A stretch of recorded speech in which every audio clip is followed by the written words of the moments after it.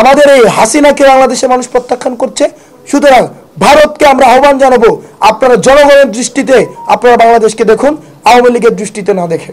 আমরা সবচেয়ে বেশি অনিরাপদে ছিলাম হাসিনার শাসনামলে, সবচেয়ে বেশি আমরা মৃত্যুকে সামনে রেখে হাসিনার শাসনামলে প্রশাসন কাঠামো, রাষ্ট্রের যত আইনশৃঙ্খলা রক্ষাকারী বাহিনী, ইন্টেলিজেন্স উইং সবকিছু আমাদের বিপক্ষে ছিল।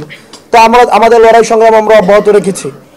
আমাদের যেই প্রোটেকশন, আমাদের প্রোটেকশন হচ্ছে জনতা, আমাদের প্রোটেকশন হচ্ছে ছাত্র নাগরিক। আমরা এখনো পর্যন্ত এই রাষ্ট্র কাঠামো থেকে কোনো ধরনের রাষ্ট্রীয় কাঠামোর প্রোটোকল চাই নাই।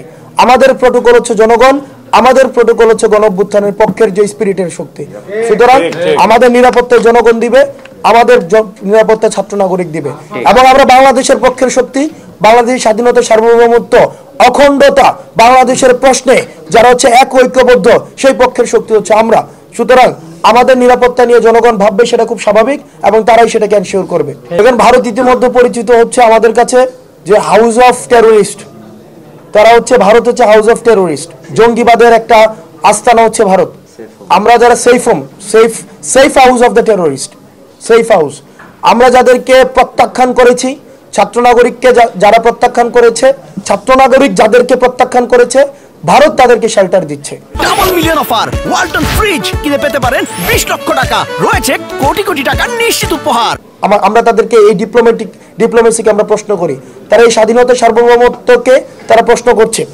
এখন আমরা দেখছি হাসিনা এবং হাসিনা গং, এই পুরো শক্তি ভারতের রাষ্ট্র কাঠামোর সুবিধা নিয়ে, ফাইন্যান্স নিয়ে, তাদের মিডিয়াকে ব্যবহার করে বাংলাদেশের বিপক্ষে তাদের অবস্থান চালিয়ে যাচ্ছে।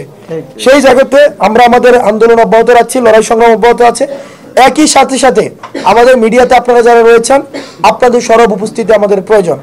আপনারা এখনো পর্যন্ত দেখছি বাংলাদেশের মিডিয়া এখনো পর্যন্ত আপনারা এই খুনি হাসিনাকে, ফ্যাসিস্ট হাসিনাকে আপনারা সাবেক প্রধানমন্ত্রী হাসিনা হিসেবে সম্বোধন করেন, যেটি আমাদেরকে জাতি হিসেবে বিব্রত করে। আপনাদেরকে এই যে শব্দের জায়গা থেকে, আপনাদের প্রচারের জায়গা থেকে আপনাদেরকে মিডিয়াকে বলতে হবে পলাতক ফেসিবাদী শেখ হাসিনা।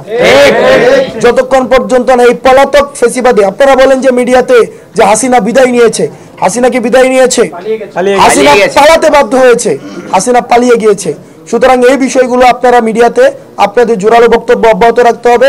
দ্বিতীয়ত, আমাদের বাংলাদেশে যে সাম্প্রদায়িক সম্প্রীতিটি রয়েছে সেটিকেও আপনারা উপস্থাপন করতে হবে, এবং আলিফ ভাইকে দিন দুপুরে একটি সংখ্যাগরিষ্ঠ মুসলমান দেশ হওয়া সত্ত্বেও বাংলাদেশে যেভাবে দিনের দুপুরে জবাই করে হত্যা করা হয়েছে, সেটির পরেও আমাদের আলেম ওলামা সমাজ এবং আমরা যে ধৈর্যের পরিচয় দিয়েছি, সেটি হচ্ছে গণঅভ্যুত্থানের শক্তি। এই গণঅভ্যুত্থানের পরে হচ্ছে এই ধৈর্যের আমরা পরিচয় দিয়েছি, যেটি হচ্ছে 5ই আগস্টে মন্দির পাহারা থেকে শুরু করে এখনো পর্যন্ত আমরা আমাদের এই ধৈর্যের পরিচয় অব্যাহত রয়েছে, কারণ আমরা সাম্প্রদায়িক সম্প্রীতিতে বিশ্বাস করি।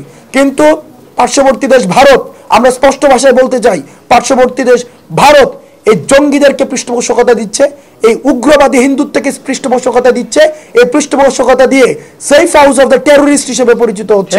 আমাদের শত্রুকে, আমাদের বাংলাদেশের জনগণ যাদেরকে প্রত্যাখ্যান করছে, তারাই তাদেরকে আশ্রয় দিচ্ছে, প্রশ্রয় দিচ্ছে, তাদেরকে পৃষ্ঠপোষকতা দিচ্ছে। আমাদের এই হাসিনাকে বাংলাদেশের মানুষ প্রত্যাখ্যান করছে। সুতরাং ভারতকে আমরা আহ্বান জানাবো, আপনারা জনগণের দৃষ্টিতে আপনারা বাংলাদেশকে দেখুন, আওয়ামী লীগের দৃষ্টিতে না দেখে।